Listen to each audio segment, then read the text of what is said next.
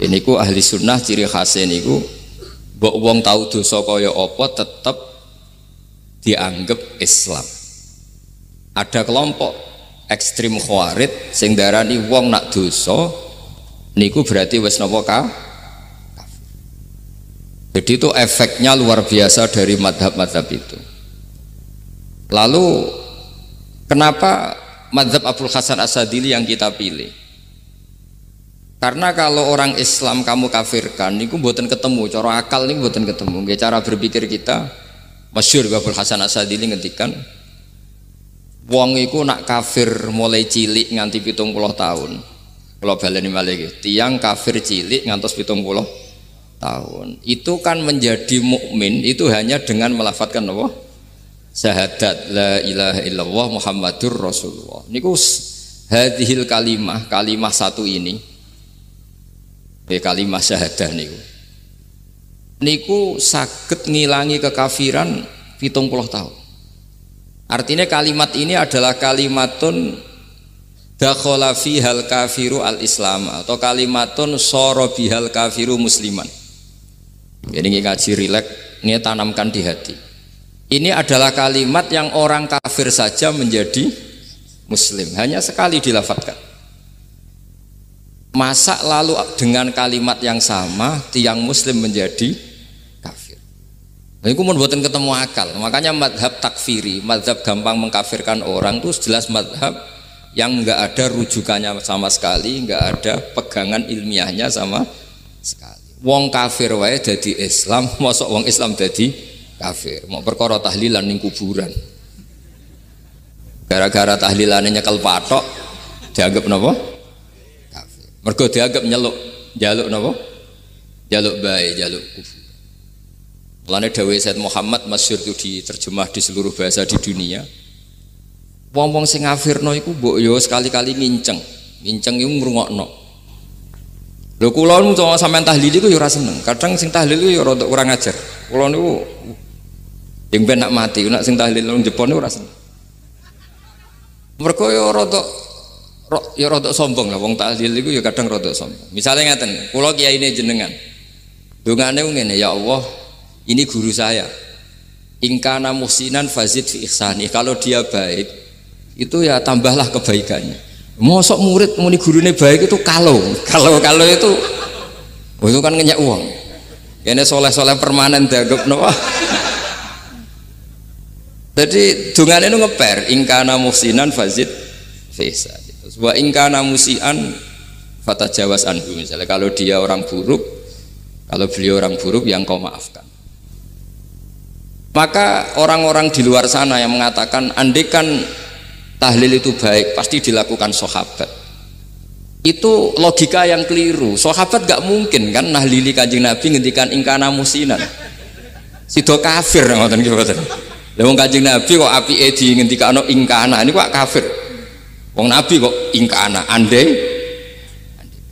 Saiki pertanyaannya gini, kita sebagai kiai, sebagai guru ku murid nak tahlil ya rada kurang ajar sithik. Wong gurune kok diomongno ingkana musinan ambek ingkana musia. Nah pertanyaannya gini, lepas dari kowe rodok kurang ajar lah dalam tahlil itu rodok kurang ajar karena nyebut guru ora kode kana musinan tapi ingkana musinan. Mestinya kalau sampean sebagai murid kan menapa kode kana musinan, guru saya benar-benar orang baik, bukan ingkana andekan orang baik. Tapi ada satu kepastian bahwa ini tidak minta sama mayit.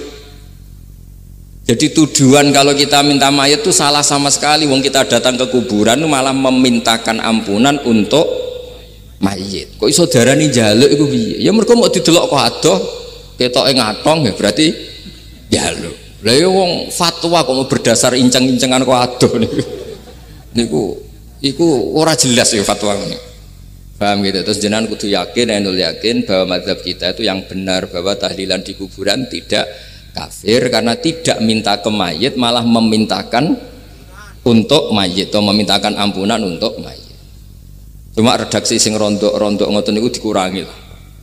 Nah kangge guru niku nggih dikurangi lah, dikurangi. Ya Allah, jenengan Maha Pengampun, kula suwun guru kula jenengan ampuni. Jadi ampun ngangge donga sing teng salat mayit.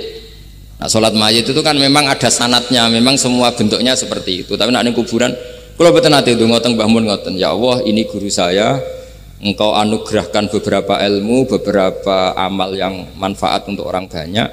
Kula suwun jenengan tampi. Jenengan zat sing maha pengampun. Nggih, jenengan ampuni. Tapi boten ngangge ingkana-ingkana ini. Angen-angen muga aku dadi kiai ini tersinggung. Murid orang ajar, mosok darani gurune apik iku andekan. Ya, tapi berhubung ra paham ya alhamdulillah ya do. Tahlil yang Wali Songo ya buanter-banter nganggo mic. Lah sing kene paham ya rada risi, piye? Wali Songo darani ingkana iku piye? Wah. Dadi niku mareni, mulane kula suwun nak tahlil nyewa kiai sing alim lah ben rada bener, ben rada bener. Tapi ampun nyewa kula mboten purun. Kula nu gak ada pondok lah, dadi mboten saya masyhur susah diundang orang kecuali yang ada hubungan guru, hubungan sarang. Karena beliau lama sekali ngajar di MGS. Beliau Gus Maksum itu lama ngajar di MGS. Jadi saya itu hanya datang di orang-orang yang pernah khidmah di sarang, terus yang pernah keluarga sepuh. Saya datang ke Jakarta ke Pak Quraisy Shihab itu ya karena Pak Quraisy itu lama sekali bikin diskusi-diskusi tafsir. Akhirnya saya termasuk pengajar di pondok beliau. Jadi faktornya ya hanya karena itu, bukan yang lain. Terus kalau suwon jenengan kedayakin kalau faham takfiri yang memudahkan mengkafirkan orang lain itu faham yang salah, karena itu bahaya. Terus bahaya kedua secara fikih. Secara fikih itu nanti repot. Kalau nanti di salah satu seminar itu sudah mau zuhur, ketemu satu narasumber yang gampang mengkafirkan orang, itu separuh masjid kebetulan mereka banyak yang bisa ngaji itu terus gak sholat duhur, ditanya sama mereka, lu kok gak sholat duhur, ini sudah masuk waktu, kan sholat hanya wajib untuk orang muslim, kita akan kafir ya karena dikafirkan tadi kan, kalau kita akan dikafirkan. Akhirnya gak kafir sholat. Efek dari mazhab itu panjang. Kalau betul faham mereka itu betul, berarti yang sudah kafir, orang kafir itu wajib sholat enggak kan? Itu malah panjang kan, karena terus menjadikan orang Islam tidak sholat. Nanti ke masjid tidak boleh, orang kafir nggak boleh masuk masjid. Itu efek fikihnya panjang. Jadi kalau suwon mazhab Abil Hasan Asyadili niku dipegang. Nah itu madhab beliau itu implementasinya di teng kitab Hikam nih. Karena Hikam itu putu murid yang paling bisa mengimplementasikan, menjelaskan cara pandang madhab Abul Hasan Asyadili sing dados thariqah Syadziliyah. Terus ketiga, itu cara pandang itu detail itu jelimet. Mesti sampean ora kepikiran. Misalnya begini. Ketika ada orang salah jenengan marah, itu sebenarnya karena salahnya apa karena hal yang lain? Normalnya orang itu berpikir karena salahnya, itu keliru cara Abul Hasan Asyadzili. Pasti kamu marah itu karena ada hal lain. Misalnya kita pembantu elek kriting mecahno gelas, mesti langsung mbok amuk. Alasannya mecahno gelas. Tapi nek sing mecahno iku wong ayu, kowe iso ngamuk. Kowe iso ngamuk wong ayu. Mecahno gelas lah. Kok gelas lemari, rasa gelas. Sama, kamu janjian sama orang, wongnya nyulayani janji, mesti mbok maki-maki.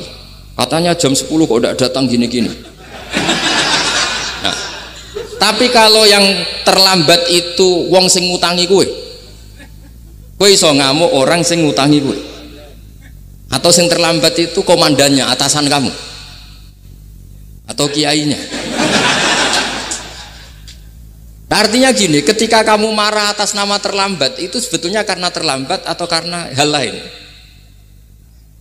Nah, maksiat juga gitu. Cara pikirannya Abul Hasan Asyadzili, ketika kowe roh misalnya cawe itu maco naik apa lah ninja atau apa, mesti kowe darani wah luput suwuk. Tapi nak dikandani, niku putune jenengan. Mesti langsung ya Allah jenengan sepunten. Jadi sebenarnya kita kebencian sama orang lain itu karena kebetulan itu tidak keluarga kita. Coba kalau itu keluarga kita, pasti kayak mikir ulang. Kowe gedeng wong ra salat, Mesti sebabnya dua, satu tidak sholat, dua kebetulan itu tidak anak kamu. Kalau itu anak kamu, kamu pasti istighfar berhari-hari untuk dimaafkan Allah, bukan maksud no. Tapi kalau orang lain gue, pertanyaannya sebetulnya kamu benci itu karena tidak sholatnya apa karena plus dia tidak anak kamu? Nah itu pikirannya Abul Hasan apa? Gue ngamuk itu gelas pecah itu perkara itu pecah gelas apa plus yang pecah elek. Nah itu pecundang kita, itu cara pikiran Abul Hasan. Kita ini pecundang, pecundang itu nggak fair, apa? Betul fair. Nah itu terus beliau diantaranya punya cerita Nabi Ibrahim itu pernah diangkat ke Allah di alam malakut. Di alam malakut kemudian ini ada di kitab Hikam juz 2 halaman 4 yang di bab ini yang saya baca. Ini cerita terakhir nih, bantu pun sampai tak ngaji suwi-suwi ora mesti paham, aduk sediluk. Nak sediluk kan dia alasan, kenapa ora paham? Salah Gus Pak ngulangi sediluk. Lah nak suwi sampean ora paham malah ribet kan? Diulang suwi ora paham goblok tenan berarti kan gitu. Nah ini untuk menjaga harkat dan martabat niku ngajine sediluk mawon dan takoki malaikat. Kenapa ora paham? Salah Gus Pak ngajine sediluk. Jadi duwe napa? Alibi lah gak ada napa? Pembelaan. Nabi Ibrahim itu diangkat di alam malakut karena beliau seorang nabi melihat orang maksiat, ditanya sama Allah, ya Allah itu orang-orang maksiat itu makan dari rizkimu, menempati bumimu dan semua fasilitas engkau bikin. Lalu menurut kamu gimana Ibrahim? Ya bunuh saja, matikan saja. Sama Allah dituruti. Melihat lagi ada maksiat yang berbeda, selalu Nabi Ibrahim usul itu dimatikan. Jadi Ibrahim pernah jadi garis keras lah kira-kira, keras sekali.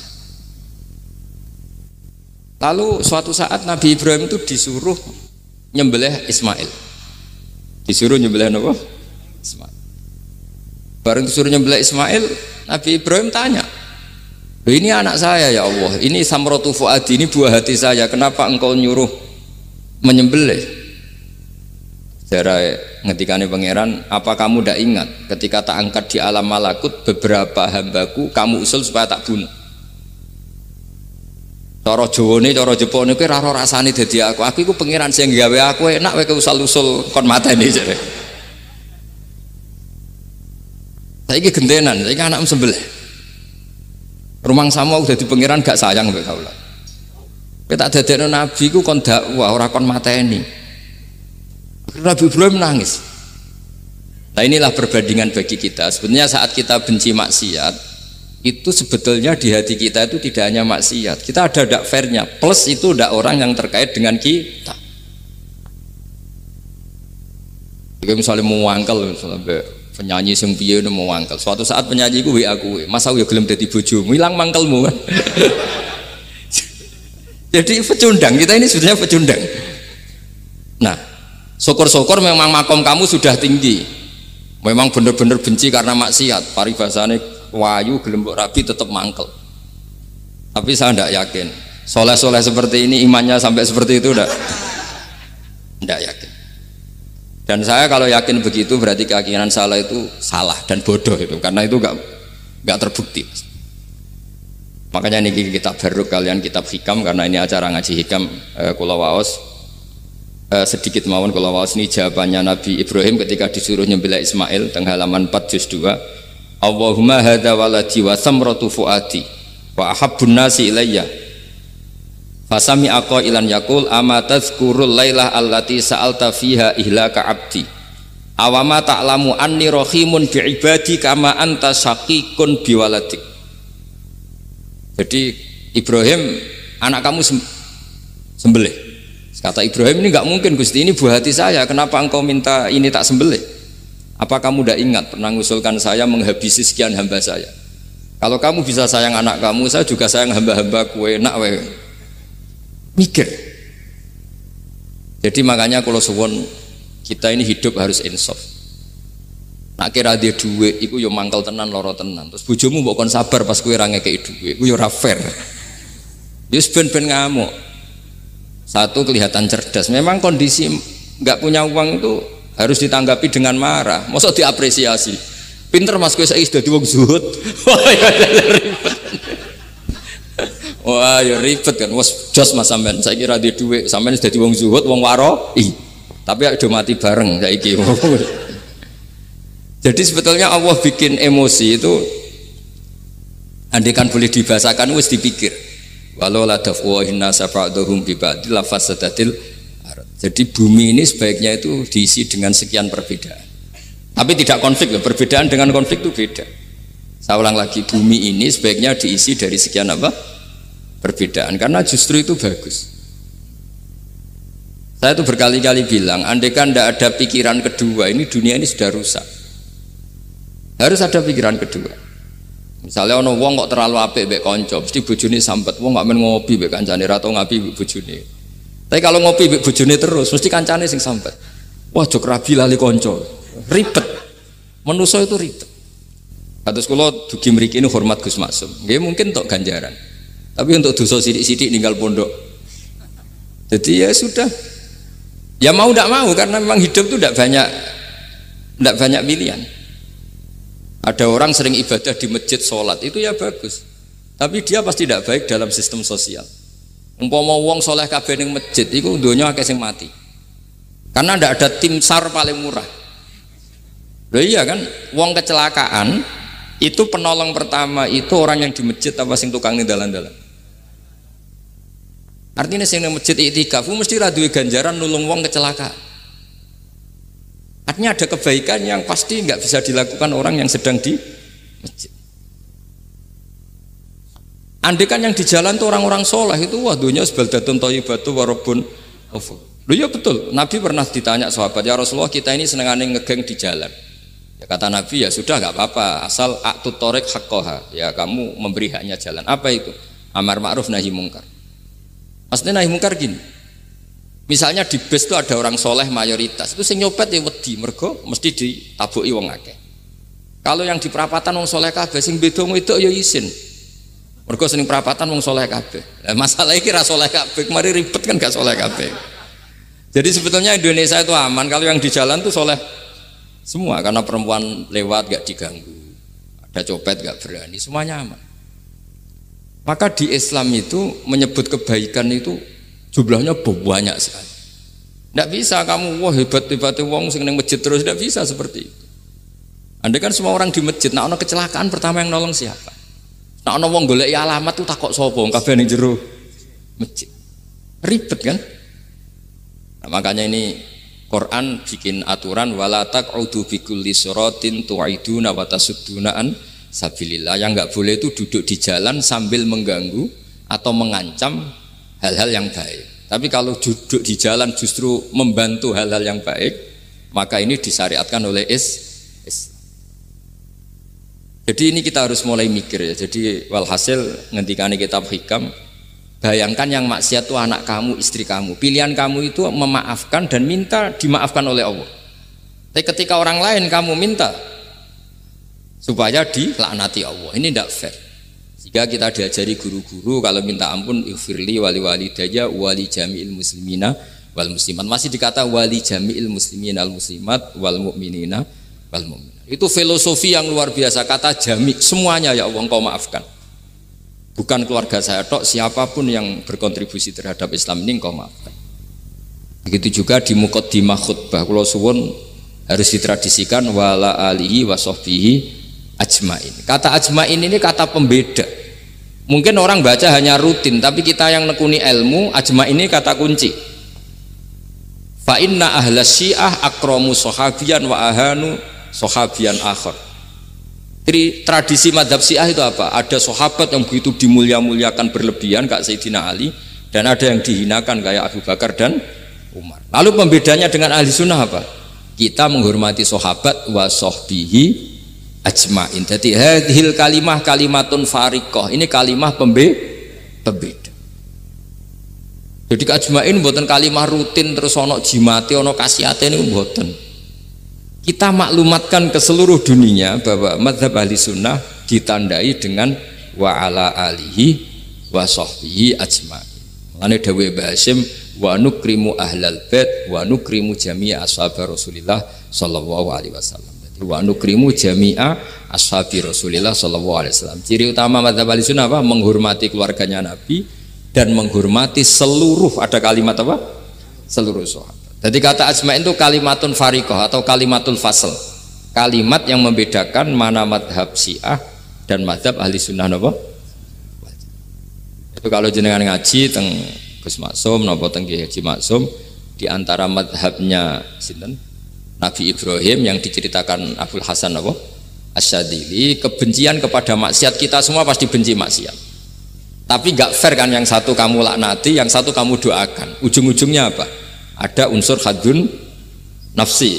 Kalau yang terkait dengan jenengan mbok dongakno di sepuro, nah yang nggak ada terkait mbok pasutno, ini kan tidak fair, padahal sama-sama apa? Maksiat.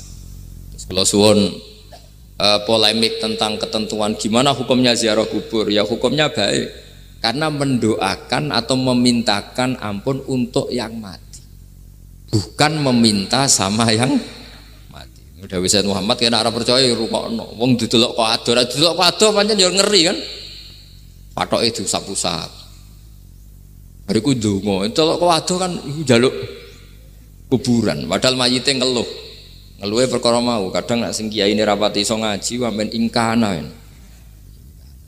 wali kok darani napa? Ya Allah, jika mayit ini, andekan mayit ini baik, maka, dan andekan tidak, lu cara kowe dadi mayite bocah ora jelas mayit. Nah, makanya ini cobalah kalau sholat jenazah tidak apa-apa doa itu karena sanatnya seperti itu.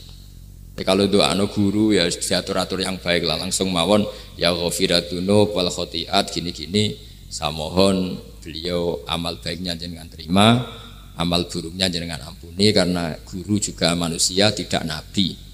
Boten terus apa pakai apa ingkana.